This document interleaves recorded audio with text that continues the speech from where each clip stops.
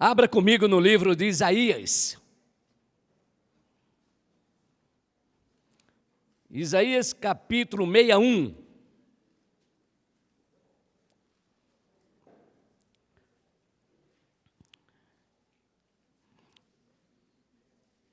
O Espírito do Senhor vai nos ensinar hoje algo extraordinário, algo muito bom, revelador. Que a ação dele, a presença dele, o que é que a presença de Deus ela faz e o que Deus tem para a gente. Diz assim Isaías capítulo 61: o Espírito do Senhor está sobre mim, porque o Senhor me ungiu para pregar boas novas aos quebrantados. Enviou-me a curar os quebrantados de coração, a proclamar libertação aos cativos e a pôr em liberdade os algemados, a pregoar o ano aceitável do Senhor e o dia da vingança do nosso Deus, a consolar todos os que choram e a pôr sobre os que em Sião estão de luto uma coroa em vez de cinzas, óleo de alegria em vez de pranto, vestes de louvor em vez de espírito angustiado, a fim de que se chamem carvalho de justiça, plantados pelo Senhor para a sua glória. Eles edificarão os lugares antigamente assolados, restaurarão diante os destruídos e renovarão as cidades arruinadas, destruídas de geração em geração. Estranhos se apresentarão e apacentarão os vossos rebanhos. Estrangeiros serão os vossos lavradores e os vossos vinhateiros. Mas vós sereis chamados sacerdotes do Senhor, e vos chamarão ministros do nosso Deus. Comerei as riquezas das nações e na sua glória vos gloriareis. Em lugar da vossa vergonha tereis dupla honra. Em lugar da afronta exultareis na vossa herança. Por isso na vossa terra possuireis o dobro e tereis perpétua alegria. Porque eu, o Senhor, amo o juízo, odeio a iniquidade do roubo, e dar-lhe-ei fielmente a sua recompensa, e com eles farei uma aliança eterna. A sua posteridade será conhecida entre as nações, os seus descendentes no meio dos povos. Todos quantos virem os reconhecerão como família bendita do Senhor. Regozijar-me-ei muito no Senhor, a minha alma se alegra no meu Deus, porque me cobriu de vestes de salvação e me envolveu com manto de justiça, como um noivo que se adorna de turbante, como a noiva que se enfeita com as suas joias, porque como a terra produz os seus renovos, e como um jardim faz brotar o que nele se semeia, assim o Senhor Deus fará brotar a justiça e o louvor perante todas as nações. Ó Espírito Santo, maravilhoso Deus, muito, muito obrigado, Senhor meu Deus, pela tua existência na nossa vida, meu Senhor. Muito obrigado, Senhor meu Deus, meu Pai, pelos teus planos, ó Deus. Só um Deus tão grande como o Senhor poderia e pode cumprir os planos que o Senhor estabeleceu. E nessa manhã, Espírito Santo de Deus, eu tenho certeza absoluta, muito mais certeza do que quando meus olhos se abrem e veem as coisas naturais. Eu tenho certeza que o Senhor planejou algo na nossa vida, algo para as nossas vidas, algo para as nossas famílias. E conhecendo o Senhor como nós conhecemos, um Deus poderoso. Então, o que o Senhor tem preparado, não o que o homem tem preparado, mas o que o Senhor tem preparado é coisas grandes para as nossas vidas. Por isso, Espírito Santo de Deus, nós te pedimos que nessa manhã o Senhor possa nos surpreender, porque o Senhor é um Deus que verdadeiramente, a cada momento da nossa vida, o Senhor tem nos surpreendido, e hoje de manhã não seja diferente, Senhor. Oh, meu Deus, como nós precisamos da Tua palavra, como nós precisamos da Tua palavra viva, meu Pai. Não queremos, Espírito Santo de Deus, diante da adversidade, ser surpreendido como Jó foi, mesmo íntegro, reto, temente ao Senhor, que se desviava do mal, na adversidade ele foi surpreendido, Pai. Não, Senhor, nós queremos viver aquele momento final, aquele momento de Jó, que teve uma experiência com o Senhor, e disse que te conhecia só de ouvir falar, mas agora os meus olhos te veem. Abre os nossos olhos espirituais agora, Senhor. Abre, Senhor, os nossos ouvidos espirituais, pois nós precisamos dessa palavra que liberta, que salva, que cura, que renova, que transforma e que faz tudo o que está no teu coração. Assim nós oramos, Pai. Mas nós oramos, ó Deus, não baseado nas nossas forças, nas nossas crenças, nas nossas obras, mas no nome daquele que vive e reina para todo sempre, Jesus Cristo. Nós oramos no nome dele, sempre na dependência do teu Espírito Santo. Amém. Diga assim: o Espírito do Senhor está sobre mim. Olha só. Se o Espírito de Deus está sobre mim, eu tenho que ser diferente. Eu tenho que fazer diferença. Deixa eu mostrar para você, à luz da Bíblia, o que acontece quando o Espírito Santo de Deus não está. Desde Gênesis, desde o princípio, podemos observar a ausência do Espírito Santo de Deus sobre a terra. O que acontece quando o Espírito Santo de Deus não está sobre a terra? E logo nós podemos ver também o que o Espírito Santo de Deus não está quando ele não está sobre uma família. Quando o Espírito Santo de Deus não está na vida de uma pessoa. Mas eu quero começar de Gênesis para você entender um pouquinho a ausência do Espírito Santo de Deus. Todas as vezes, regra é, tem exceção? Não. Todas as vezes em que o Espírito Santo de Deus não está atuando, ou tem um plano de Deus para ele atuar, ou tem um plano de Deus, um plano de Satanás que já está atuando. Gênesis capítulo 1, versículo 1 e 2 diz assim: no princípio criou Deus os céus e a terra era sem forma e vazia, e havia trevas sobre a face do abismo, e o Espírito de Deus se movia sobre a face das águas. Como é que estava a terra? Sem forma e vazias. Ou seja, deixa eu trazer aqui uma linguagem comum. A terra estava um caos. A terra estava em desordem, tudo fora de ordem.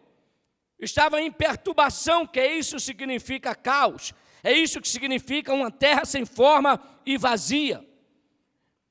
E desde o início, quando eu comecei a estudar sobre a palavra de Deus, eu questionava muito, mas questionava com o sentido de aprender, de entender a palavra do Senhor. E eu olhava que nós estávamos vivendo em 7.000 anos, desde a criação dos céus, da terra e do mar, e tudo que neles há. E eu escutava os cientistas falar de ossos de animais, de 10 milhões de anos, de 50 milhões de anos, de 100 milhões de anos. E eu ficava, digo, não, sempre a palavra de Deus vai prevalecer na minha vida. Mas eu tinha aquele questionamento de saber com Deus por quê. Se biblicamente eu estou vivendo, desde a criação, eu estou vivendo no 7º milênio, e é bom a gente observar que o 7 é o número da plenitude, quando se completa os tempos de Deus, Precisamos estar muito atentos a isso, porque a qualquer momento Jesus Cristo vai voltar, e nós devemos estar prontos para essa volta. Eu não quero falar sobre isso, mas eu quero falar sobre esse meu questionamento que eu tinha: como? A Terra está vivendo 7.000 anos, e encontra-se animal aí, ossos de animais de 10 milhões de anos, 50 milhões de anos. Diga assim: a palavra de Deus, a Bíblia, tem resposta. É Tiago, é o seu nome? É Tiago. Tiago, a palavra de Deus tem resposta para tudo. Para tudo. Pastor, a palavra de Deus tem resposta para a desordem que eu estou vivendo na minha vida emocional? Tem. Pastor, a palavra de Deus tem resposta para a perturbação da minha alma, a angústia que eu estou sentindo? Tem. A palavra de Deus tem resposta para o caos que eu estou vivendo na minha vida familiar, na minha vida conjugal, na minha vida com meus filhos? Tem. A palavra de Deus tem resposta para a minha vida profissional? Tem. A palavra de Deus tem resposta para a minha vida financeira? Tem. A palavra de Deus tem resposta principalmente para a minha vida espiritual. E eu preciso de uma resposta de Deus. Eu preciso saber.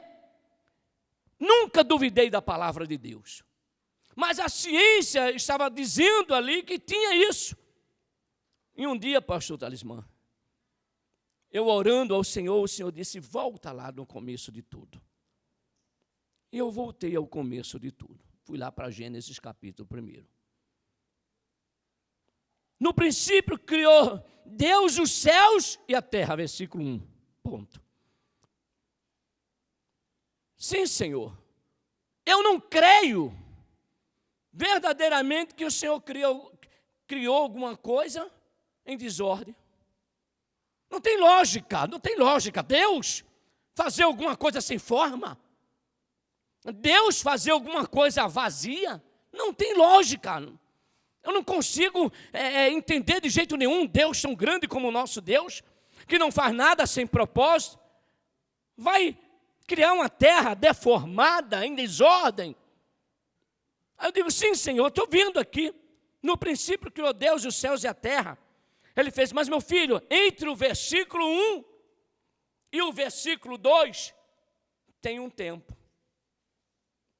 Tem um tempo que foi o tempo quando Lúcifer foi banido do céu e veio sobre esta terra. Aí eu posso perceber o que Isaías falava lá, no capítulo 45, versículo 18, que nos garante que a terra, ela não era da maneira que Deus primeiro tinha criado. Diz assim Isaías 45, 18: porque assim diz o Senhor que criou os céus, o Deus que formou a terra, que a fez e a estabeleceu, não a criou para ser um caos. Aleluia. Deus não fez a terra para ser um caos. E eu fico pensando, pastor Talismã, compara todo o planeta. Eu vou mais além. Pegue todo o universo. Todo o universo. Tudo que Deus criou. Põe no lado da balança. Põe você do outro lado. Quem você acha que Deus vai olhar? Deus não te fez para viver uma desordem que você está vivendo. Deus não te fez para você viver um caos que você está vivendo. Qual é a desordem? O que é que está fora de ordem? Pastor, está fora de ordem que eu não consigo dormir. Pastor, está fora de ordem que eu e meu cônjuge nós brigamos. Pastor, está fora de ordem porque o meu filho, o Senhor, não consigo compreender, ainda bebê, ainda criança, seja ele adolescente, seja jovem, seja adulto, ele não está vivendo o que Deus tem prometido para mim. Pastor, estou vivendo um caos na minha vida profissional. Deus não fez você para viver em desordem. Preste bem atenção, deixa eu abrir um parêntese aqui.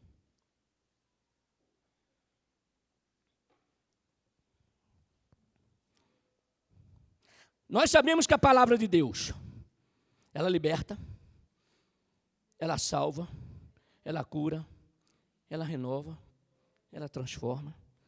A palavra de Deus, ela opera maravilhas. Então eu preciso da palavra. Palavra de Deus da vida. Palavra de Deus da alegria, da paz. Então eu preciso da palavra. Pode me faltar tudo, mas não pode me faltar a palavra. Pode me faltar tudo, mas não pode faltar o autor da palavra. Se me faltar a saúde, a palavra me restitui. Se me faltar a família, o casamento em desordem, a palavra me restitui. Se faltar um relacionamento com os filhos e os filhos com o pai, a palavra me restitui. O que faltar, a palavra me restitui. Então isso tem que estar muito forte no meu coração. Eu preciso da palavra, eu não posso viver apartado da palavra, a parte da palavra, a margem da palavra. Eu preciso da palavra, ponto. Isso tem que ser muito forte dentro da gente. Essa dependência tem que ser real e verdadeira e muito consciente e muito madura. A nossa fé tem que ser uma fé racional. Ela não é só espiritual, mas tem que ser uma fé inteligente. Por que tem que ser uma fé inteligente, pastor? Primeiro, porque Deus, quando me fez e Ele me escolheu, Ele disse que eu tenho uma mente de Cristo. Então, a minha fé tem que ser uma mente inteligente. Em momento algum, nós podemos encontrar Jesus fazendo burrice. Em momento algum, você vai encontrar Jesus entrando numa caverna. Em momento algum, você vai encontrar Jesus fugindo dos planos de Deus.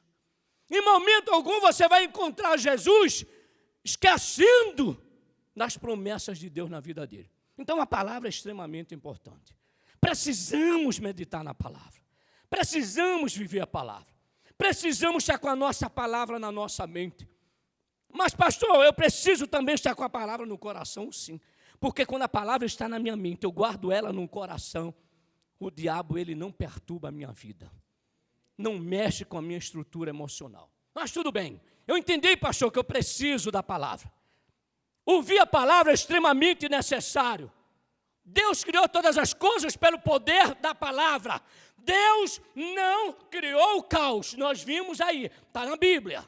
Deus não criou o caos. Claro, quem criou o caos foi o diabo. Nós podemos ver à luz da palavra de Deus. Tá, Deus não criou o caos.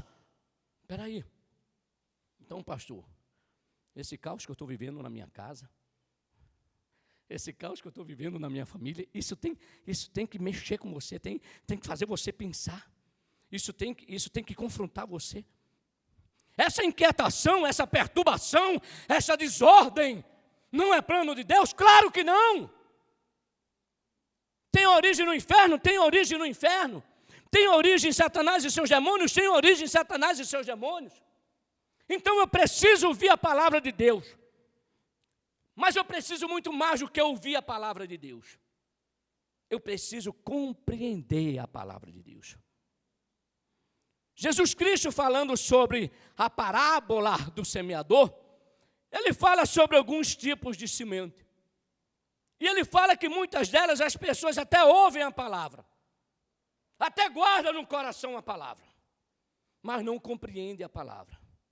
Aí, por não compreender a palavra, vem Satanás e arrebata a palavra do coração. Quer ver isso como é uma prova muito forte para a gente? Domingo de manhã, você está lembrado do que Deus falou com você? Está lembrado da pregação de domingo pela manhã? Olha só. Olha só. Se a palavra é que constrói, se a palavra é que edifica, se a palavra é que cura, se a palavra é que transforma, se a palavra é que renova, eu não posso permitir que Satanás roube esta palavra que eu recebi no meu coração. Então eu preciso ouvir a palavra, eu preciso compreender a palavra. O pastor falou alguma coisa, um pregador ou a pregadora falou alguma coisa, eu não compreendi a palavra que ele falou, eu não compreendi a palavra que ele pregou. Qual é a minha posição? Deletar aquela palavra? levar a uma consciência enganosa de que se não foi revelada porque a palavra não é para mim, se eu não entendi é porque a palavra não é para mim? Não, porque se não fosse para você, você não estava aqui. Então eu preciso compreender a palavra. Para quê? Praticar. Porque tem muita gente hoje com problema emocional. Meu querido, Deus já falou que nós teremos problemas. E por que o problema te machuca tanto? Misericórdia, eu não consigo, pastor Talismã, entender. Se Deus avisou para você que você vai ter um problema, o que você tem que fazer? Tenho que batalhar, eu tenho que me preparar para enfrentar esse problema. A Bíblia está repleta que nós teremos dias difíceis, dias maus. Várias são as experiências. No livro de Gênesis, Deus já estabelece um inimigo, e glória a Deus que Satanás é o nosso inimigo. Ele já fala a respeito desse nosso inimigo, adversário. Inimigo, adversário, que é alguém que prepara uma cilada para nos destruir. Então, se eu entendo isso, eu tenho que ouvir a palavra de Deus. Eu tenho que compreender a palavra de Deus. E eu tenho que praticar a palavra de Deus. Se eu escuto a palavra de Deus e não compreendo, não valeu nada para mim. Se eu escuto a palavra de Deus e compreendo e não pratico, não valeu nada para mim. Então eu preciso chegar para Deus e dizer: Deus, por que esse caos? Por que esse caos? Por que eu estou vivendo esse momento de caos na minha vida? E Deus vai revelar para você que o caos não é plano dele. O caos não é propósito dele. Isaías já falava a respeito disso. Deus não formou a terra, que a fez e estabeleceu, e que não a criou para ser um caos. Então isso tem que começar a mexer com você, porque quer dizer que o problema que eu estou vivendo, Deus não tem parte direta nisso. Ele pode até ter uma parte indireta, como no caso de Jó, mas a parte direta da ação do caos, não. Então eu preciso entender. Se não tenho, então eu preciso entender o que Deus tem para mim. E Ele diz: esse caos, essa desordem, tem uma origem. Todo caos da nossa vida tem uma origem. Versículo 2: e a terra era sem forma e vazia, e havia trevas sobre a face do abismo, e o Espírito de Deus se movia sobre a face das águas. Isso quer dizer que a terceira pessoa da Trindade, o Espírito Santo, tem todo o poder para transformar qualquer situação ou pessoa. Aleluia! O Espírito Santo de Deus não estava ali, ele não pairava sobre a face das águas sem propósito. Ele tinha propósito. Qual era o propósito do Espírito Santo de Deus? Transformar, mudar a forma, tornar diferente do que era. Aleluia. O Espírito Santo de Deus está aqui com propósito de transformar, de mudar a forma. O que é que está deformado na sua vida? O que é? Pastor, a minha identidade, Deus vai dar uma forma à tua identidade. Ele vai tornar diferente. E sabe qual é o limite dele? Sem limite. Diga: sem limite. João 3,34. Porque aquele que Deus enviou fala as palavras de Deus, pois Deus não lhe dá, aleluia, o Espírito por medida. Eita, olha o poder que um homem cheio do Espírito Santo de Deus, que uma mulher cheia do Espírito Santo, que não só ouve falar do Espírito Santo, mas que ele tem. Lucas 1,37, pois nada é impossível para Deus. O que ninguém por si só pode fazer, o que nós mesmos não podemos fazer, o Espírito Santo de Deus faz acontecer. Quando é que nada é impossível para Deus? Quando foi que o anjo disse isso? É o slogan da igreja. Nada é impossível para Deus. Lucas capítulo 1, versículo 37.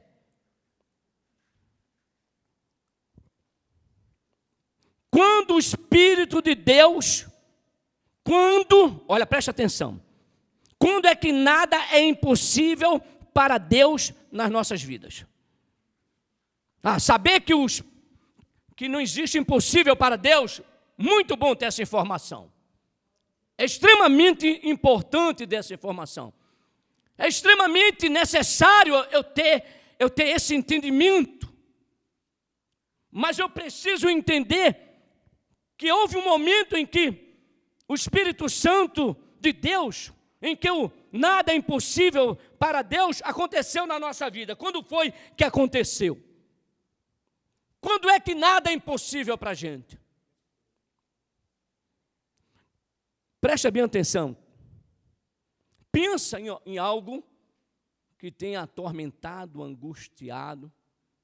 Pensa em alguma coisa pendente há tanto tempo na tua vida. Deus diz assim que não tem nada impossível. Aleluia, glória a Deus, pastor. Mas quando é que não tem nada impossível? Preste bem atenção. Quando é que nada é impossível para Deus na minha vida? Nada é nada. Mas o anjo disse para Maria: não temas, Lucas 1,30, porque achaste graça diante de Deus.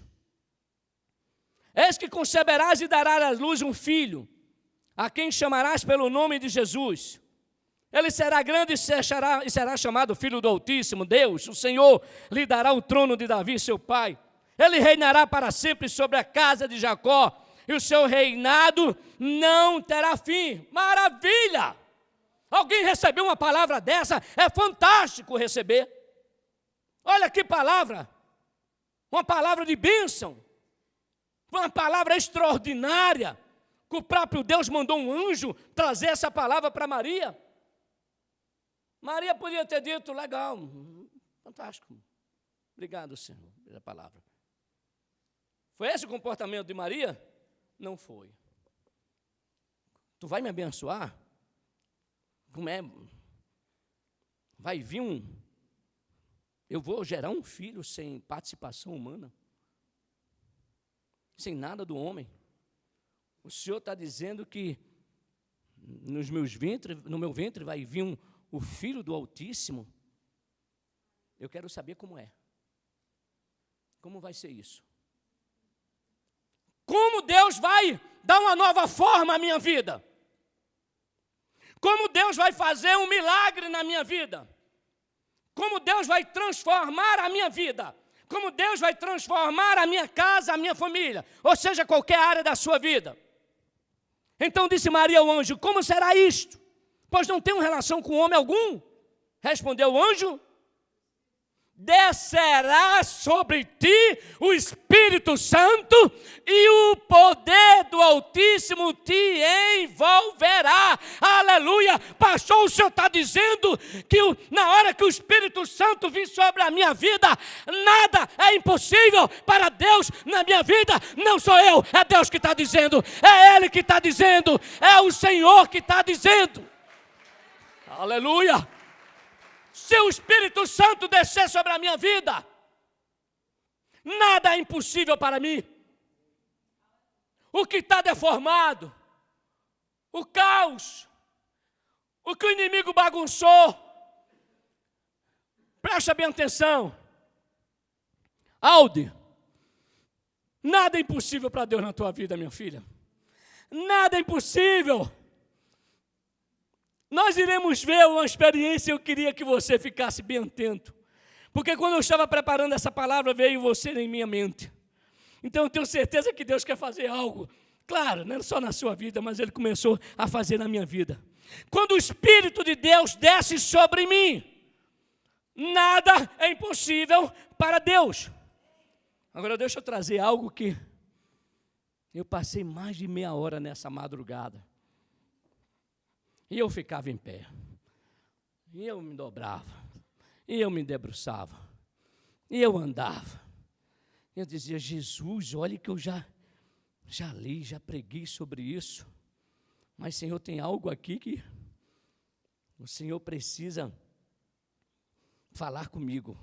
Eu não estava conseguindo compreender. Lucas capítulo 3. Lucas capítulo 3. Agora vamos falar de Jesus. Vamos falar de Jesus. O homem que não nasceu do pecado. O homem que não pecou. Um homem que foi gerado por um propósito divino. Um homem que foi gerado sobrenatural, acima do natural. Um homem que foi gerado de forma milagrosa e nunca mais aconteceu. Nunca mais ninguém foi gerado como Jesus foi gerado. Mas, Júnior, sabe quando foi que Jesus começou o seu ministério?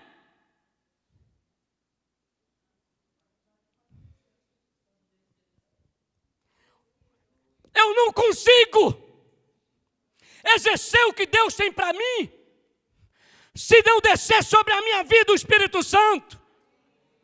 Eu posso fazer o que eu quiser em termos de santidade, separação, viver uma vida reta, íntegra, temente a Deus, me desviando do mal, assim como Jó. Mas olha só, Jesus só começou o seu ministério depois que o Espírito Santo veio sobre ele. Ele com 12 anos ensinava na sinagoga. Ele discutia com os doutores. Vai lá na Bíblia. 12 anos de idade ele já sabia que ele era filho de Deus. Mas quando foi que ele começou a exercer o que Deus tinha para ele? Quando o Espírito Santo veio sobre ele. Ei! Deus está dizendo para mim e para você, deixe de ser religioso. A sua religião não vai te levar a nada. Quem vai te levar à transformação, ao nada impossível, é o Espírito Santo. Aleluia. Jesus iniciou seu ministério, Lucas capítulo 1.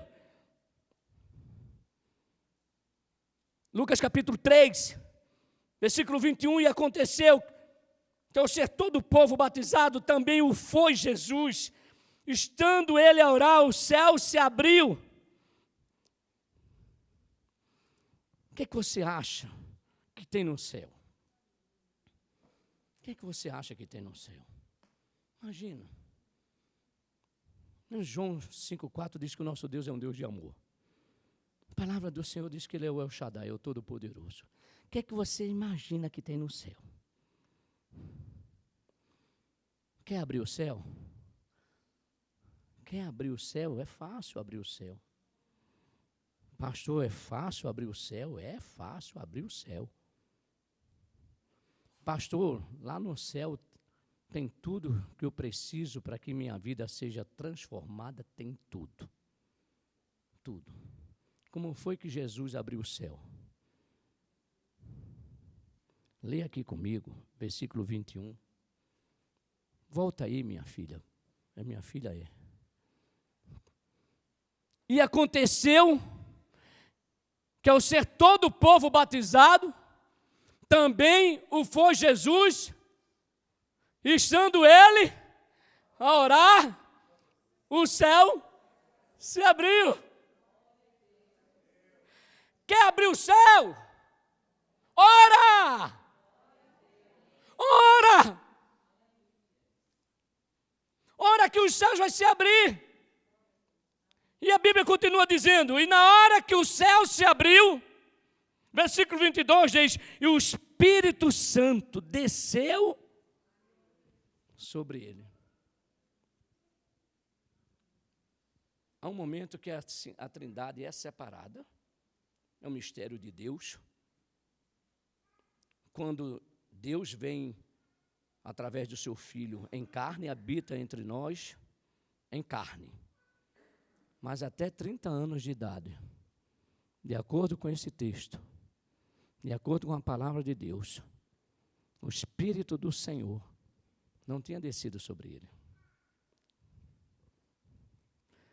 Se o Espírito de Deus não tinha descido sobre Jesus, ele não podia exercer o ministério que Deus tinha para ele. Será que dá para você entender? Se o Espírito de Deus não vier sobre a sua vida, você não pode fazer nada que Deus tem para você. Você não pode se apropriar de nada que Deus tem para você. Você não pode iniciar nada que Deus tem para você. Na hora que Jesus Cristo recebe, que o Espírito vem sobre ele, aí ele inicia o ministério dele. O Espírito Santo desceu sobre ele em forma corpórea, como pomba. E ouviu-se uma voz do céu: Tu és o meu filho amado, em ti me comprazo. Sem o Espírito Santo, a terra continuaria um caos. Sem o Espírito Santo, Jesus não teria iniciado o seu ministério. Várias são as evidências da libertação, salvação, ressurreição, cura que Jesus realizou. Mas só realizou tudo isso quando o Espírito do Senhor desceu sobre ele. João 14, 12. Fala do poder ilimitado dos crentes. Poder limitado do Senhor sobre as nossas vidas. Jesus falando com seus discípulos, no versículo 12. Em verdade vos digo, aquele que crê em mim fará também as obras que eu faço, e outras maiores fará, porque eu vou para junto ao Pai. Na hora que Jesus falou isso,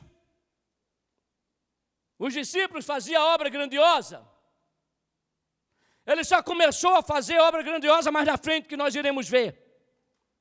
Aqui está dizendo que, Jesus está dizendo, isso aqui é o que eu tenho para você.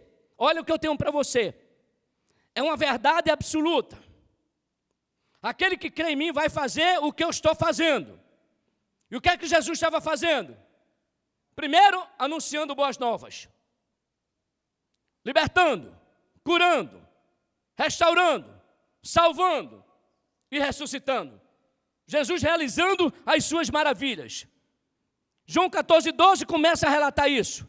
E ele diz o seguinte: e tudo quando pedides em meu nome, isso farei, a fim de que o Pai seja glorificado no Filho. Tem alguma coisa que Deus não vai atender para você? Não, não vai atender. Mas pastor, e se o que eu estiver pedindo não estiver no centro da vontade de Deus, nem aquilo que Ele tem para mim, Ele vai dizer para você e você não vai pedir mais. É óbvio. É claro isso. Ele não vai chegar para você e dizer: tu está fazendo pedido, eu estou me fazendo de ouvido de mercador, estou um pouco me lixando do que você está pedindo. Não. Ele ia contrariar a sua própria palavra.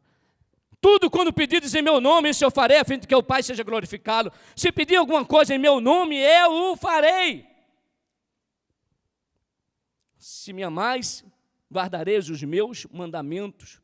E eu rogarei ao Pai, e Ele vos dará outro consolador. Aí começou. A mudança, o poder, o nada impossível para a vida dos discípulos, começou. Deixa eu corrigir. Ele foi potencializado, que começou mesmo com Jesus. Ele foi potencializado quando o Espírito Santo de Deus veio sobre eles. E Jesus diz assim: eu vou rogar ao Pai, eu vou pedir ao Pai, eu vou clamar ao Pai. Ele vos dará outro consolador, a fim de que esteja para sempre convosco. Aleluia. Jesus foi enviado para anunciar as boas novas, falar do reino de Deus. Jesus foi enviado para ser o nosso resgatador, remidor. Foi aquele que foi enviado para morrer por nós, pagar um alto preço. Nos comprou, verdade é. Derramou o seu sangue, verdade é. Somos propriedade dele. Mas esse era o plano dele. Ele precisaria ir aos céus. E Jesus disse: eu não vou deixar você agora assim. Eu não vou deixar vocês depois que eu lanço a palavra, depois que eu ensino a vocês, depois que eu falo do evangelho para vocês, das boas novas para vocês. Eu não vou deixar vocês assim, porque eu mesmo precisei do Espírito Santo de Deus. Então eu vou enviar para vocês o que eu tenho. Eu vou enviar para vocês o Espírito Santo. Eu vou enviar para vocês o Consolador, a fim de que Ele esteja sempre convosco. Desde que o versículo continua. O Espírito da verdade, falando sobre o Espírito Santo, que o mundo não pode receber, porque não o vê, nem o conhece. Vós o conheceis, porque Ele habita convosco e estará em vós. Mas espera aí. O Espírito Santo tinha descido sobre os apóstolos? Não, não tinha descido ainda. Era uma promessa dele. Era uma promessa dele, que só veio acontecer lá nos dias de Pentecoste. Em Atos, fala sobre isso, os atos do Espírito Santo. Mas Jesus já estava dizendo, olha, você vai receber o Espírito Santo, ele vai habitar com você, ele vai estar em você. O que é que Deus estava dizendo?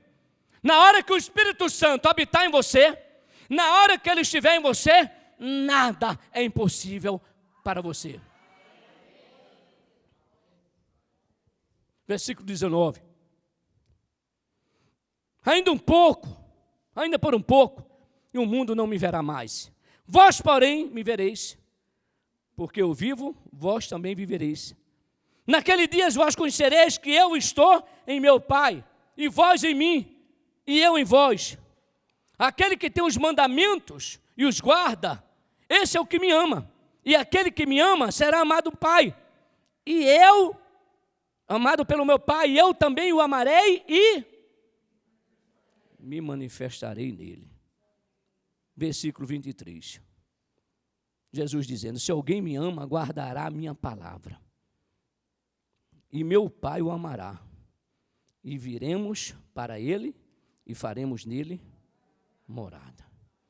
Deixa eu trazer uma evidência aqui do versículo 26. Mas o Consolador, o Espírito Santo, a quem o Pai enviará em meu nome, esse vos ensinará todas as coisas e vos fará lembrar de tudo que eu vos tenho dito. Sem o Espírito Santo de Deus, a terra estava um caos. Sem o Espírito Santo de Deus, Jesus Cristo não evidenciaria, não iniciaria o seu ministério. Sem o Espírito Santo de Deus, as pessoas não iam receber a palavra que liberta, que salva, que cura, que renova, que restaura, a palavra que dá uma nova forma, a palavra que tira o caos. Várias são as evidências e libertações de Jesus, ressurreição e cura que ele realizou. E João 14, 12, ele fala a respeito disso. Em verdade vos digo que aquele que crê em mim, fará também as obras que eu faço. Receberam? Espírito Santo. Pedro estava lá? Estava. Pedro foi ministrado na palavra? Foi. E o que aconteceu com Pedro logo depois? Negou a Jesus 3 vezes. Foi ministrado, foi instrumento de Deus. Se lembra quando ele mandou os 70? Foi instrumento de Deus. Operou algumas coisas, porque naquele momento era bem pontual, era bem determinado. Era para aquele propósito, aquele momento, quando Jesus enviou eles. Se eles fossem novamente por conta própria, ia acontecer, não ia acontecer, porque não tinham o Espírito Santo de Deus. Então, por não ter o Espírito Santo de Deus, a primeira afronta, ou a primeira luta, ou o primeiro confronto que Pedro teve, que foi que ele fez? Negou a Jesus Cristo. A primeira coisa, ele nega a Jesus Cristo. Atos fala sobre isso, que ele nega a Jesus Cristo. Não, perdão, João fala sobre isso, que ele nega a Jesus Cristo. Sem o Espírito Santo de Deus, ele nega Jesus. Sem o Espírito Santo de Deus, você nega Jesus. Pastor, eu nego a Jesus? Claro que você nega a Jesus. Quando você não crê na palavra de Deus, você nega a Jesus. Quando você não crê que Jesus Cristo tem a transformação para a sua casa, a transformação para a sua vida, a transformação para o seu filho. Quando você não crê que Jesus Cristo não participa do caos, ele participa da transformação, você nega para Jesus. Mas o que é que a Bíblia diz? A Bíblia diz que Pedro, depois que ele nega Jesus,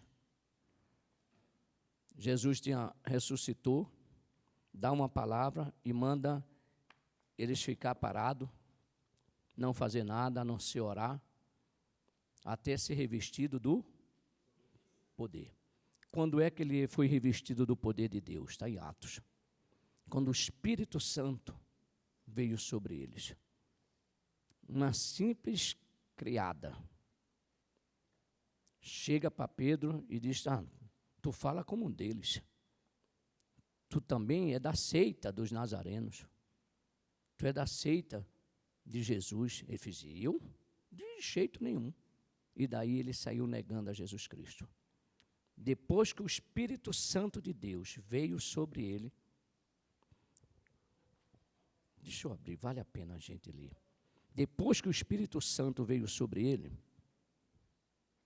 Atos capítulo 4. Falavam ele ainda ao povo quando sobrevieram os sacerdotes, o capitão do templo, os saduceus, ressentidos por ensinarem eles o povo e anunciarem em Jesus a ressurreição dentre os mortos, e os prenderam recolhendo ao cárcere até o dia seguinte, pois já era tarde. Muitos, porém, dos que ouviram a palavra, aceitaram, subindo o número de homens a quase 5.000 homens. No dia seguinte, reuniram-se em Jerusalém as autoridades, os anciões e os escribas, e Pedro lá preso. Como sumo sacerdote, Anás, Caifás, João, Alexandre e todos os que eram da linhagem do sumo sacerdote, e pondo-os perante eles, o arguíram. Com que poder? Ou em nome de quem fizeste isso? O que Pedro fez? O que foi que Pedro fez? Anunciou a palavra de Deus, foi a um templo, tinha recebido o Espírito Santo desceu sobre ele andou com Jesus, viu os milagres de Jesus, recebeu a palavra de Jesus, não tinha recebido o Espírito Santo, negou Jesus Cristo, depois de muitas maravilhas, recebe o Espírito Santo, vai para o templo orar, lá vai ele, João, vai orar, João capítulo 3, aí o que é que acontece em João capítulo 3? Tinha quem lá, à porta do templo? Um coxo, um paralítico, pedindo esmola, acostumado a mendigar, lá na porta do templo. E Pedro foi lá para o templo, para levar a palavra de Deus, cheio do Espírito Santo, não tem como ficar calado. Quem está cheio do Espírito Santo não consegue ficar calado. Quem está cheio do Espírito Santo fala do que ele está cheio. Quem está cheio do Espírito Santo faz o que Jesus Cristo disse que ele faria, até obras maiores. João 14, 12, nós lemos isso. Aí lá vai João para o templo. Né? Imagina a alegria que ele não estava, cheio do Espírito Santo. Imagina. Aí ele vai para o templo. Aí um coxo chega lá e diz assim,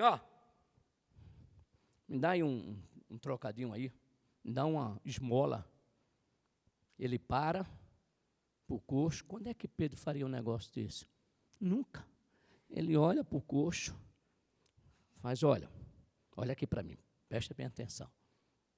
Olha para mim, porque o Pedro covarde, ele ficou lá para trás. O Pedro temperamental, cortou lá a orelha do soldado, a de Malco, ficou lá para trás. Quando ele chegou para aquele coxo, ele estava dizendo isso, ele estava pensando. O Pedro temperamental, o Pedro agressivo, o Pedro covarde, esse ficou para trás. Olha para mim, olha para mim. O coxo olhou para ele, ele fez, eu não tenho ouro, eu não tenho prata, mas o que eu tenho eu te dou. O que é que ele tinha? Ele tinha o Espírito Santo. Quem tem o Espírito Santo tem o quê? Ousadia. Quem tem o Espírito Santo de Deus tem o quê? Tem fé. Quem tem o Espírito Santo de Deus tem o quê? Poder de Deus. Tem poder de Deus. Não se conforma com a situação. Não é mais o velho homem. Olha para mim, olhe para mim. O que eu tenho, eu te dou. Pedro estava cheio do Espírito Santo. Em nome de Jesus Cristo, levanta e anda. Aleluia! Quem é cheio do Espírito Santo tem poder para repreender demônio e curar enfermo. Nada é impossível, nada é impossível, nada é impossível. Diga, nada é impossível. Pastor, eu preciso desse Espírito Santo. Pastor, eu estou como Pedro, vendo Jesus fazer maravilhas, mas eu estou como ele. Eu sou um frouxo, um Zé Mané, um covarde. Quando tem um problema, eu nego a existência dele na minha vida. Quando alguém não é cheio do Espírito Santo, na hora que vem um problema, o que é que acontece com ele? Caverna.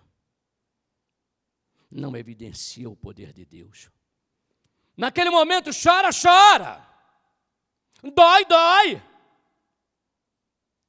Vou trazer para mim, meu sogro é uma pessoa querida, amada. Orei por ele. Jejuei por ele. Ministrei na vida dele. Por causa da doença dele, pessoas na UTI foram salvas. Morreram salvas, estavam em fase terminal. Falei do amor de Jesus. Lágrimas caíram de pessoas que não tinham movimento nenhum. Foram salvos por causa dessa enfermidade. Depois meu sogro morre. Ele parte para a glória. Reconheceu a grandeza de Jesus e a glória de Jesus na vida dele. Aí eu poderia estar pensando, Jesus não tem plano na minha vida. Eu orei, eu jejuei, eu tinha fé na palavra que eu ministrei. Rapaz, você acha que Jesus não curou porque eu não queria? Falei isso para minha esposa. Você acha que Jesus não curou ele porque eu não queria? Você acha que Jesus não curou ele porque eu não tinha fé? Jesus não curou ele porque ele é soberano. Ele é Deus. Ele levou. Vamos crer nisso, tomar posse da salvação dele, que um dia na eternidade nos encontraremos. Agora levanta. Levanta. Não entra em caverna. Porque se você entra em caverna, você está reconhecendo que o seu problema é maior do que seu Deus. Que o seu problema é maior do que o Espírito Santo de Deus na sua vida. Na hora que você entra em caverna, onde está o seu Deus? Pedro entrou em caverna, mas só entrou na caverna antes do Espírito Santo descer sobre ele. Antes do Espírito Santo. Sacode aí teu irmão, sacode aí ele, mas sacode mesmo ele. Diz, você não tem o direito. Você não tem o direito de entrar na caverna. Não tem o direito de se angustiar. Não tem o direito de temer má notícias. Aí ele é preso. Prende Pedro. Nesse texto que nós estávamos lendo. Você vai ser preso. Agora imagina Pedro preso, sem o Espírito Santo descer sobre ele. Eu imagino Pedro lá. Pegava a grade, arrebentava aquela grade, não conseguia porque era uma grade. Murmurava, reclamava, xingava todo mundo. Bando de filho do diabo, filho do campo, por que vocês estão me prendendo aqui? O cara não estava cheio do Espírito Santo, estava só pela carne, só na carne, agindo só como homem natural, fugindo. Pedro não, Pedro estava lá. Chama ele. Vem cá. Com que poder? Versículo 7, Atos capítulo 4. Com que poder? E em nome de quem? Você curou o cara? Com que poder você curou o cara? Versículo 8. Então Pedro, diga assim, então, diga seu nome. Clênio, cheio do Espírito Santo, lhe disse. Continua.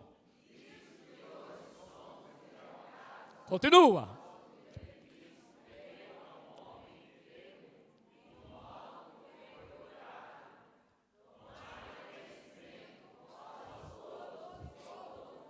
para um pouquinho aí. Ele estava mandando quem tomar conhecimento? Seus inimigos. Seus inimigos. Aqueles que não queriam ver a ação do Espírito Santo de Deus na vida dele e na vida de outras pessoas. Os seus inimigos não queriam. Ele chega para o inimigo e diz: olha, tome conhecimento vós. Toma conhecimento todo o povo que não conhece ainda o Espírito Santo. Que em nome de Jesus Cristo Nazareno, a quem vós crucificaste e a quem Deus ressuscitou dentre os mortos, sim, é no nome dele é que este está curado perante vós. No nome de Jesus. O nome de Jesus trouxe o que para ele? O enchimento do Espírito Santo. O enchimento do Espírito Santo trouxe o quê? Poder sobre a vida dele. Aí continua o versículo aqui. Este Jesus é pedra rejeitada por vós, os construtores, qual se tornou pedra angular. Aí ele diz: olha, e não há salvação em nenhum outro nome, porque abaixo do céu não existe nenhum outro nome dado entre os homens pelo qual importa que sejamos salvos.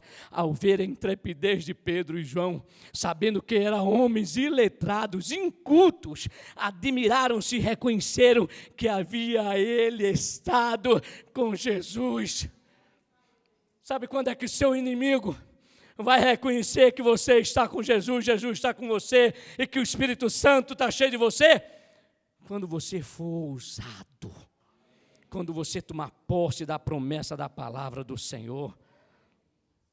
Vendo com eles o homem que fora curado, nada tinham que dizer, o contrário, mandando sair do sinédrio, consultavam entre si: que faremos com estes homens? Pois na verdade é manifesto a todos os habitantes de Jerusalém que um sinal notório foi feito por eles. E não podemos negar, mas para que haja maior divulgação, para que não haja maior divulgação entre o povo, vamos ameaçar ele.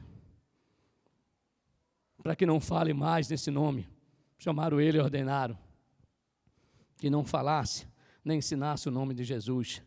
Mas Pedro e João lhe respondeu: julgai ser justo diante de Deus. Ouvi a voz antes, ouvi a Deus. Depois, ameaçando e ainda soltaram, castigaram, e Pedro saiu lá e continuou anunciando o poder de Deus.